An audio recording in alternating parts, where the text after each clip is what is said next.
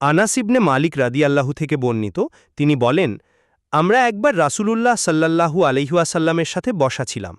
হঠাৎ তিনি বললেন, এখন তোমাদের সামনে একজন জান্নাতি মানুষ হাজির হবে। কিছুক্ষণ পর আনসারদের একজন লোক তার দাড়ি থেকে অজুর পানি টপকানো অবস্থায় বাম হাতে নিজের জুতো জোড়া ঝুলিয়ে সেখানে উপস্থিত হলেন। পরের দিনও আল্লাহর রাসূল সাল্লাল্লাহু আলাইহি ওয়াসাল্লাম বললেন এবং সেই ব্যক্তিটি আগের দিনের মতোই উপস্থিত হলেন। তৃতীয় দিনও ঠিক একই ঘটনার পুনরাবৃত্তি ঘটল। যখন রাসূলুল্লাহ সাল্লাল্লাহু আলাইহি ওয়াসাল্লাম মজলিস থেকে উঠে চলে গেলেন, তখন আব্দুল্লাহ ইবনে আমর ইবনুল আস রাদিয়াল্লাহু তাআলা আনহু সেই ব্যক্তির পিছু নিলেন। তিনি কৌতূহলী হয়ে সেই ব্যক্তির সাথে তার বাড়িতে গেলেন এবং মেহমান হিসাবে ৩ দিন কাটালেন।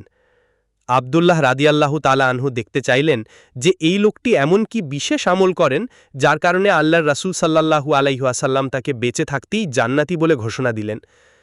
কিন্তু ৩ দিন পর্যবেক্ষণ করেও আব্দুল্লাহ রাদিয়াল্লাহু তাআলা আনহু তার মধ্যে অতিরিক্ত কোনো নফল ইবাদত বা বিশেষ আমল দেখতে পেলেন না।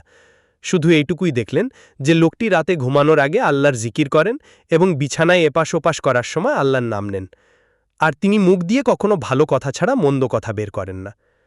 ৩ দিন পর আব্দুল্লাহ রাদিয়াল্লাহু তাআলা আনহু আর থাকতে না পেরে সরাসরি সেই ব্যক্তিকে জিজ্ঞেস করলেন, ভাই, আল্লাহর রাসূল সাল্লাল্লাহু আলাইহি ওয়াসাল্লাম টানা ৩ দিন এমন এমন কথা বলেছেন, তাই আমি আপনার আমল দেখতে এসেছিলাম, কিন্তু আমি তো আপনাকে তেমন বিশেষ কোনো আমল করতে দেখলাম না।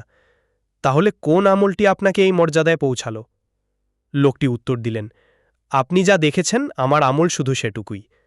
তবে হ্যাঁ, একটি বিষয় আছে, আমি কখনো কোনো মুসলমানের প্রতি আমার অন্তরে কোনো হিংসা, বিদ্বেষ বা কুভাব রাখি না। আর আল্লাহ তাআলা কাউকে কোনো নিয়ামত বা কল্যাণ দান করলে আমি তার প্রতি কখনো ঈর্ষা করি না। তখন আব্দুল্লাহ ইবনে আমর রাদিয়াল্লাহু তাআলা আনহু বললেন, হ্যাঁ, এই গুণটিই আপনাকে ওই মহান মর্যাদায় পৌঁছে দিয়েছে, যা অর্জন করা আমাদের অনেকের পক্ষেই বেশ কঠিন। ভিডিওটা ভালো লাগলে সাবস্ক্রাইব করবেন, লাইক করবেন, কমেন্টে মতামত জানাবেন, ভিডিওটি শেয়ার করে সবাইকে গল্পটি শোনার সুযোগ করে দিবেন।